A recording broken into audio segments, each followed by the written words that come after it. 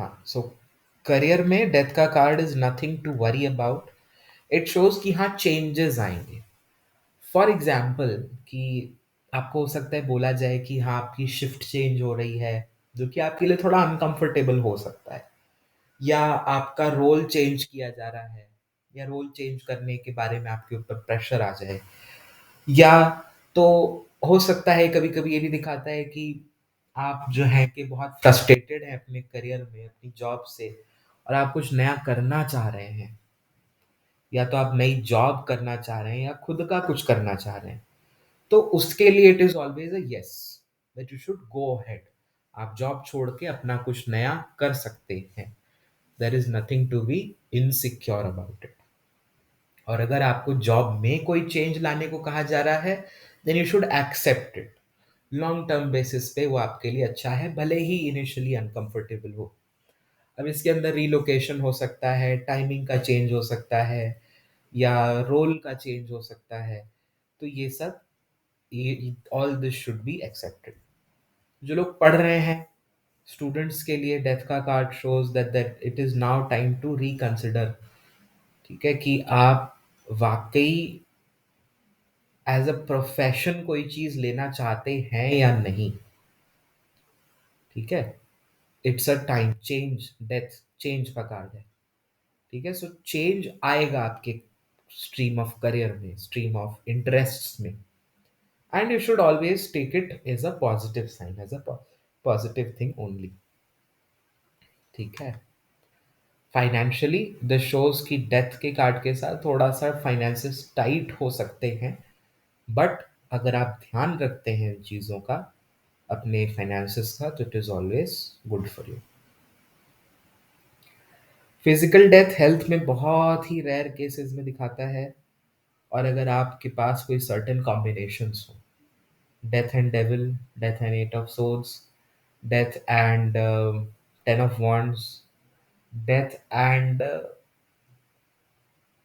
Judgement, तो health related readings में अगर ऐसे कार्ड्स आ रहे हैं तो ही लिटरल डेथ होती है। बट वो लिटरल डेथ भी आपने कहनी नहीं चाहिए कि हाँ भाई अब हो गया, अब इनकी डेथ आ रही है। हाँ, टाइम ज़्यादा नहीं है। ठीक, समय ज़्यादा नहीं, कितना नहीं है, I am sorry I can not tell you. ये देखिए, व्यक्ति की सांसें कितनी हैं, ये उसके कर्मों पे, उसकी किस्मत पे, उसके उसके जो भगवान जो उसका पर्चा बनाता है उस पर लिख ही रहे। आप हो सकता है कह दें कि नहीं अभी एक हफ्ता रहेंगे, लेकिन उसके उसकी लाइफ साइकिल में सिर्फ 2 दिन की और सांसें बची हैं, तब प्रिडिक्शन गड़बड़ हो सकती है। तो डेथ जैसी चीजें नहीं इसीलिए प्रिडिक्ट करनी चाहिए। हाँ, health wise this shows a change in your health. जो लोग बीमार हैं, ठीक है, बहुत दिन से, मान लीजिए सर्दी नज़ला कुछ हो रखा है, दिस शोज पॉजिटिव चेंज।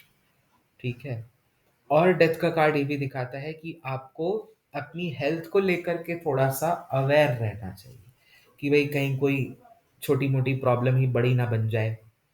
ठीक है, पेट में दर्द है, दर्द है, दर्द है, पता चला वो स्टोन निकल गया। तो इसीलिए हेल्थ को थोड़ा सीरियसली लेना चाहिए जब भी डेथ का कार्ड आता है। Combination of cards see, death के साथ डेविल, डेथ के साथ टावर, डेथ के साथ एट ऑफ सोर्ड्स, डेथ के साथ टेन ऑफ wands, डेथ के साथ फोर ऑफ सोर्ड्स। ठीक है, और डेथ के साथ टेन ऑफ सोर्ड्स,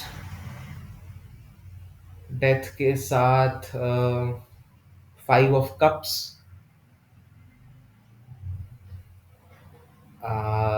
डेथ के साथ एट ऑफ कप्स। ये, ठीक है, बट बहुत ही रेयरेस्ट केसेस में ऐसे क्वेश्चंस आपके पास आएंगे, या ऐसी सिचुएशन आएगी, तो बहुत ज़्यादा स्ट्रेस करने की ज़रूरत नहीं। ठीक है, so that is it for today. Everything clear so far? कल हम कवर अप करेंगे टेम्परेंस, डेविल, टावर, स्टार। ठीक, आज क्या किया? जस्टिस, हैंगमैन और डेथ, तीन का।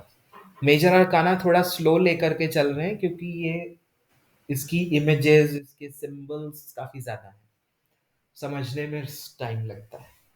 ठीक है, लेकिन जैसे माइनर अरकाना जब आ जाएगा तो उस पे we will then catch up with the speed.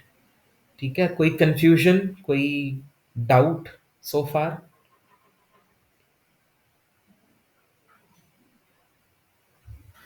Sir, हाँ जैसे कोई हेलो। हाँ हाँ, बोलिए।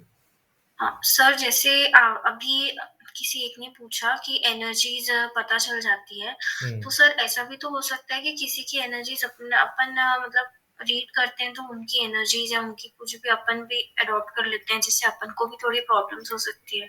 हाँ, तो ऐसे इसीलिए केस में क्या करना इसीलिए चाहिए? साइकिक प्रोटेक्शन बताया गया है।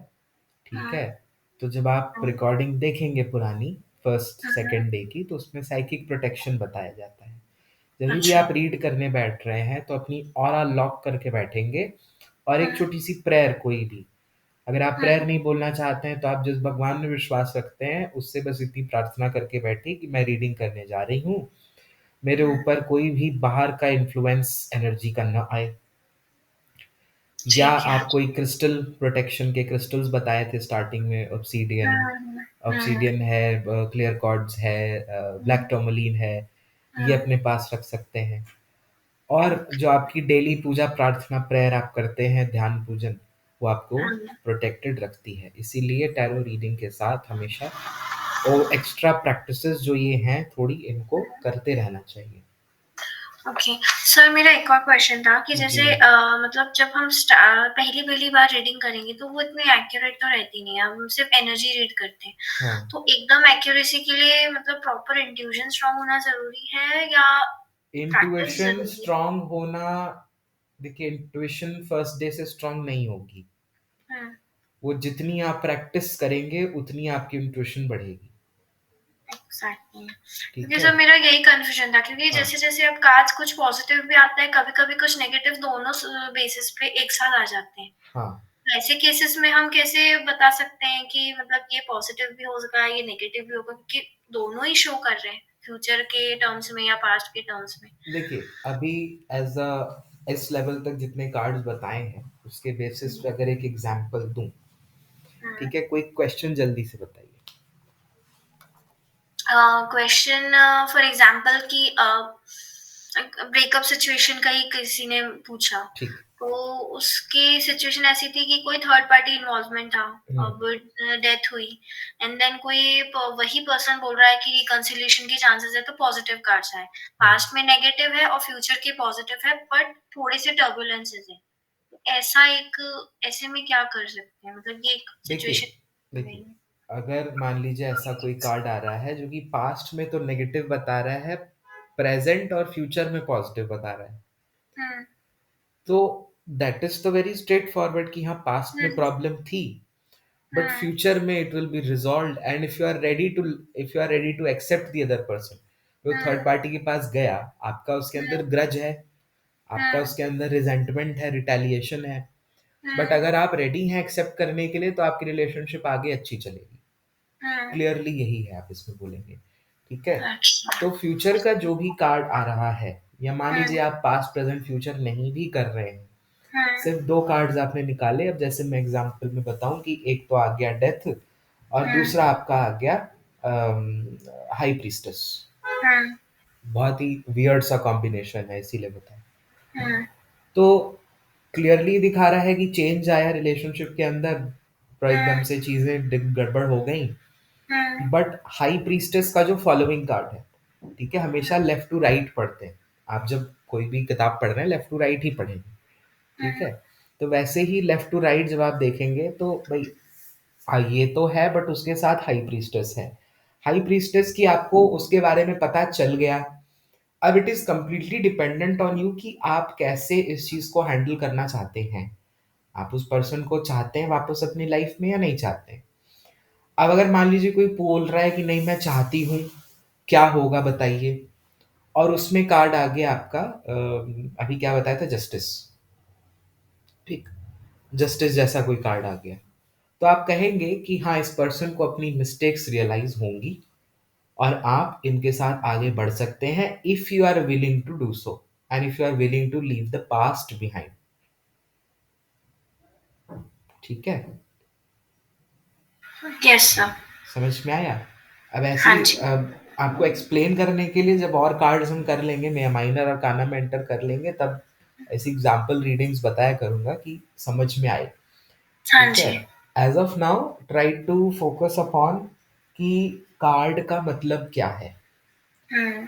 दैट इज वो बेसिक अगर आपका अभी क्लियर हो गया तो आप फ्यूचर में जब रीडिंग करने बैठेंगे तो आपको अपने आप समझ में आएगा। हम्म। ठीक है? तो ठीक है। कोशिश करते रहिए, कार्ड्स आपके पास हैं, रीडिंग्स आप कर रहे हैं, तो कोशिश करिए अपना इंटरप्रिटेशन लिखिए और हम्म। फिर उस चीज़ को डिस्कस करिए कभी। ठीक है? ठीक है। Thank you sir. Okay, thank you. चलिए, और कोई क्वेश्चन किसी को?